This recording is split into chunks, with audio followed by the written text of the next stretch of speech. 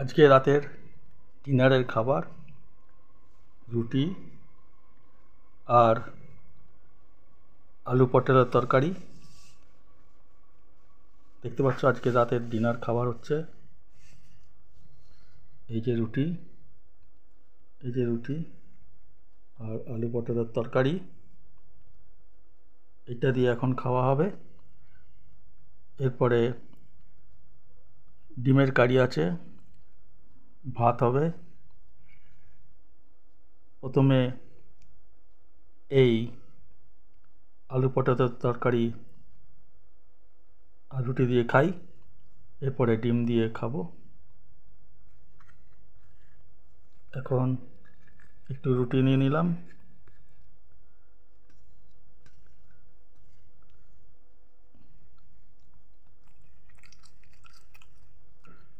আলু পটলের তরকারিটা ভালোই হয়েছে, দেখতে পাচ্ছ। আচ্ছা রাখছি তাহলে, এরপরে ডিম দিয়ে খাবো। এখন এই ডিমের তরকারি কারি আর ভাত সহজে খাওয়া হবে।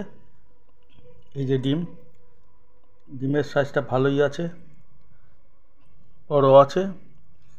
তার সঙ্গে এই আলু আর কিছু ঝোল আর এই ভাত দিয়ে খাওয়া হবে। ডিমটা সিদ্ধ করে ভাজা হয়েছে, সুন্দর। আলুও আছে সঙ্গে, দেখতে পাচ্ছ।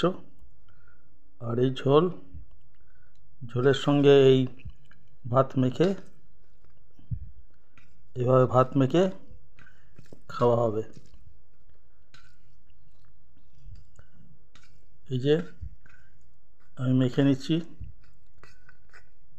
এইভাবে ভাতটা মেখে এবার ডিমের সঙ্গে ডিম দিয়ে আলু দিয়ে খাওয়া হবে। তো চলো খাওয়া যাক।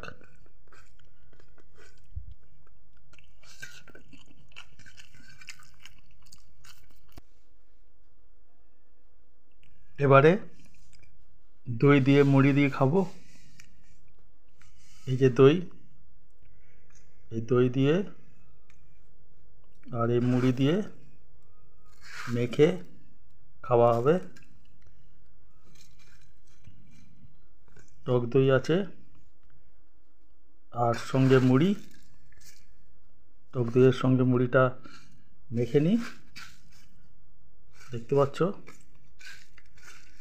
এভাবে মেখে পুরোটাকে মেখে তারপরে খাওয়া হবে। এটা খুবই সুস্বাদু আর শরীরের পক্ষেও ভালো। তোমরাও এভাবে খেতে পারো।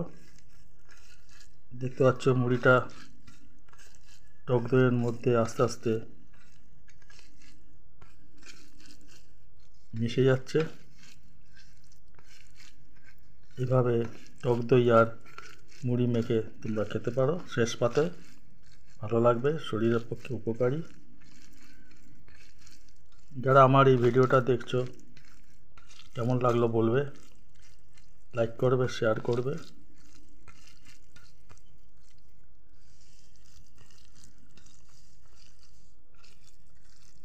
দেখতে পাচ্ছ